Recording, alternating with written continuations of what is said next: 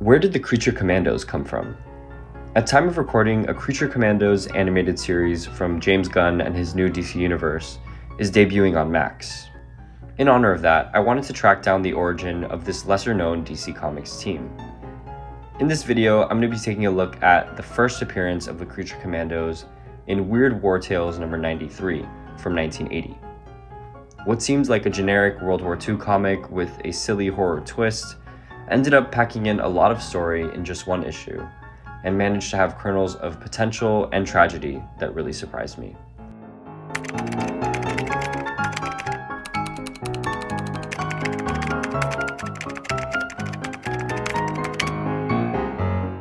Before we get into the team's debut issue, let's talk about Weird War Tales. So Weird War Tales was an ongoing series that ran for 124 issues for 12 years.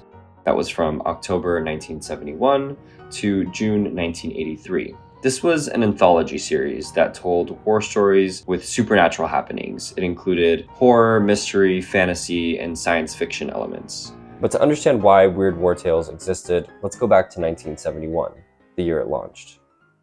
1971 was among the transitional years between the Silver Age of comic books and the Bronze Age of comic books. And one of the things that ushered in this new Bronze Age was the updating of the Comics Code. For those that aren't aware, I'm going to give a brief summary of what the Comics Code is and not get too into it. But essentially, the Comics Code Authority and its Comics Code was a set of guidelines that restricted the kinds of content that comic books could include. This was in response to a moral panic surrounding comics at the time and the publishing of psychiatrist Frederick Wortham's book, Seduction of the Innocent. The code was most strictly enforced during the Silver Age of comics, which was considered to be from 1956 to around 1970 to 1973. In 1971, the Comics Code Authority updated the code, and among other things allowed once again for the use of horror elements like vampires, ghouls, and werewolves. That same year, DC launched Weird War Tales.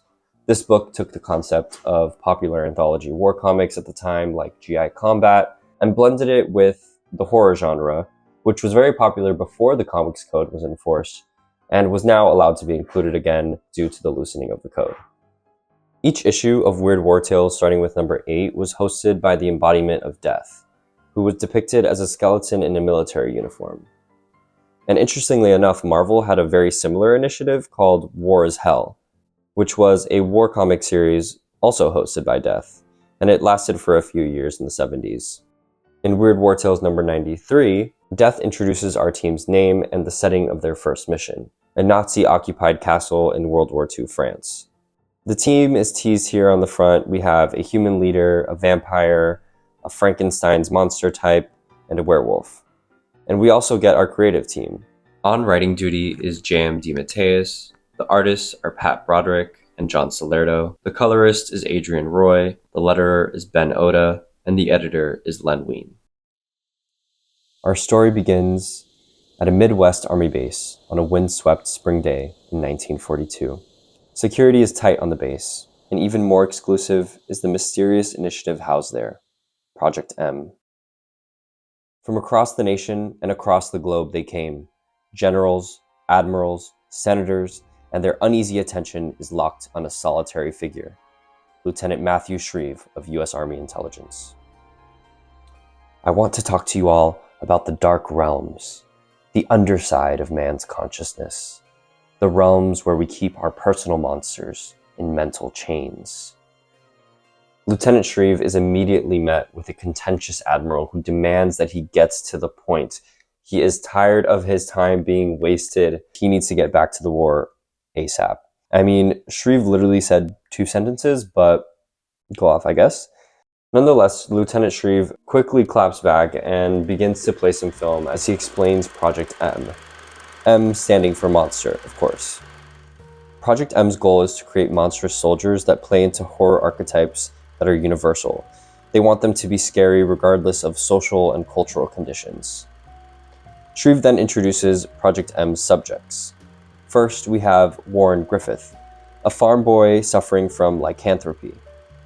An editor's note explains that this is a form of insanity where the patient imagines himself to be a wolf.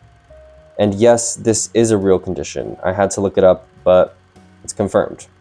What's not real is that the scientists found a way in the story to physically manifest his condition so he can actually turn himself into a wolf, or more like a man-wolf thing, as you'll see later on.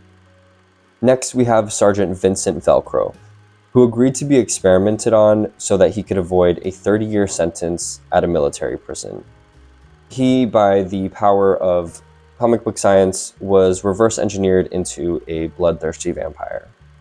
Lastly, we have Lucky Taylor, a Marine private who wasn't so lucky and stepped on a landmine. Surgeons patched him back up, but they patched him back up to look like Frankenstein's monster. With his guinea pigs introduced, Shrieve's audience of high-ranking officials are immediately outraged. Then bam! The Creature Commandos tear through the wall behind Shrieve to jump scare the audience. Still, the people are not having it. One of the generals, who seems to be Shrieve's commanding officer, says, "You expect us to be fooled by some ludicrous Hollywood costume job?" Then Velcro, our vampire, is really insulted by this and attacks the general.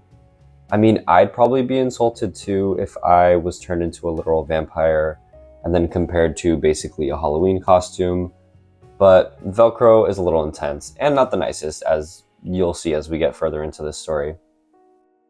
Shrieve then orders Griffith, the man-wolf, to stop Velcro, and as he's jumping, Griffith involuntarily transforms back into a man. And here we find out that Griffith can't even control these transformations, and they can happen at random. Also, this narration box, and lands with the fragile clumsiness of a boy. They did him so dirty. With Griffith failing, Shrieve then orders Lucky, the Frankenstein monster, after Velcro, who complies and is able to easily remove Velcro. And here we learn something more about Lucky. We find out that the surgeons who put him back together didn't even give him his vocal cords, so Lucky's unable to speak, making his situation all the more tragic. Terrified and disgusted, Shrieve's commanding officer says that he never wants to see his group of monsters again, but cannot deny that they may be the most effective secret weapons this country has ever seen. So he sets the lieutenant and his monsters off to scare some Nazis. Die, Nazis! I don't think it was a part of Shrieve's plan to have Velcro attack the general, but it sure was effective. And if it was part of the plan, wow, what an amazing pitch. Also, I love the use of color and specifically red in a lot of these panels. They really emphasize the anger of the general and the violence of the monsters well. Now, onto the mission. The team is on their way to the Nazi-occupied French castle that Death teased in the beginning. They banter a bit on the flight over in what has become, in my opinion, classic Suicide Squad fashion. Oh my god, is it a werewolf? I wanted to meet a werewolf forever! And Griffith even nearly calls the mission suicide.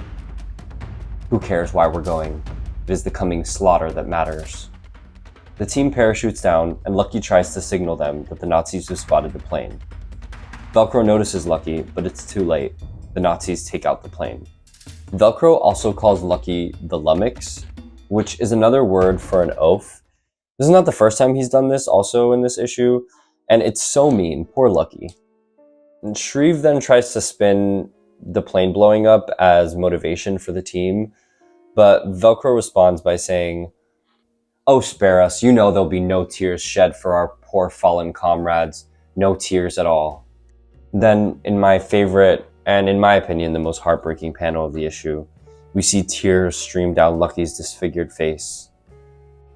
But one glance at the man trapped within the gnarled, misshapen patchwork form would prove the blood drinker wrong. Very wrong. So sad. After an hour on foot, the Creature Commandos arrive at the castle. With Velcro's bloodlust and Griffith's ferocity leading the way, the team infiltrates the base. They continue to easily slaughter Nazi soldiers and make their way to the heart of the fortress, where they find President Franklin D. Roosevelt. It turns out that the Nazis were creating android doppelgangers of leaders from the Allied nations, so they could secretly use them as puppets. Nonetheless, the Germans are not far behind and surround the team. Shrieve orders his soldiers to forget the androids and just get out. The team brutally tears through German soldiers, but it takes a toll on poor Lucky. The commandos plow through the seemingly endless waves of German flesh, but for one, at least, it is not easy. He knows the toll such madness takes on the human soul, and he weeps for those he has slain. He looks so sad, oh my goodness. Griffith, now with his awful random transformation timing, is horrified and confused as he transforms back into a man amidst the fighting. Shrieve leads them away from the castle and the onslaught of gunfire. As they run away, the castle explodes behind them.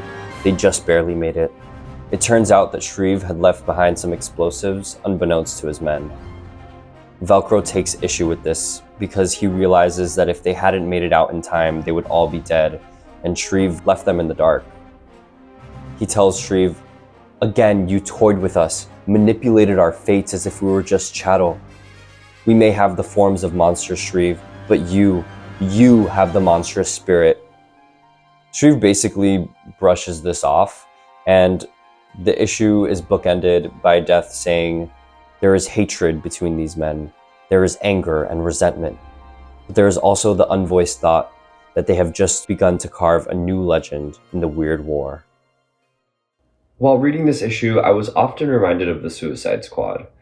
And I think that's because of James Gunn's animated series and the similar team dynamics at play here. The Creature Commandos, as established in this issue, are also a team treated as expendable tools by the government and forced to fight in extremely dangerous missions. This is an aspect underscored by Velcro's last line in the issue. However, I would argue that the Creature Commandos are an even more tragic bunch than the Suicide Squad. These are soldiers who, with the exception of Velcro, are not criminals. They were experimented on and made into monsters by the government. And because they are now seen as monsters, they are even further dehumanized and deprived of their dignity and respect. Their monstrous appearances and transformations brilliantly underscore the tragic struggles of a soldier. The origin and treatment of the team shows how soldiers specifically are often exploited and treated as expendable tools by those in power. In this issue, Lucky and Griffith in particular serve as powerful metaphors for this. Lucky is treated like a dumb pound of flesh that is used for his brute strength and sense of duty to his fallen comrades, when in reality, he is an emotional, empathetic, and intelligent man who was literally rendered voiceless by those in power. Griffith, on the other hand, is a scared boy with a mental health condition. His condition is taken advantage of, which forces him to act in violent and animalistic ways, even though it is against his inherent nature. Although on the surface, this may have seemed like a generic war story with classic monster ripoffs and goofy android presidents, this was a pleasant surprise for me. Weird War Tales number 93 packed a lot of story into just one issue, and successfully introduced the Creature Commandos, a team of tragic characters ripe with potential. Now, if you enjoyed this original 80s team, there's a trade paperback called Creature Commandos that collects all of this original 1980s team's Weird War Tales adventures, and time of recording, it's available for physical purchase on Amazon, and there's a digital version as well that's included for free if you have Amazon Prime, so definitely check that out. That's going to be it for this video, but let me know what you thought about the Creature Commandos' debut issue, this version of the team, your thoughts on the new Max series, if you enjoyed this retrospective type of video, and let me know what you'd like to see me discuss next. Thank you for watching, guys. See you next time.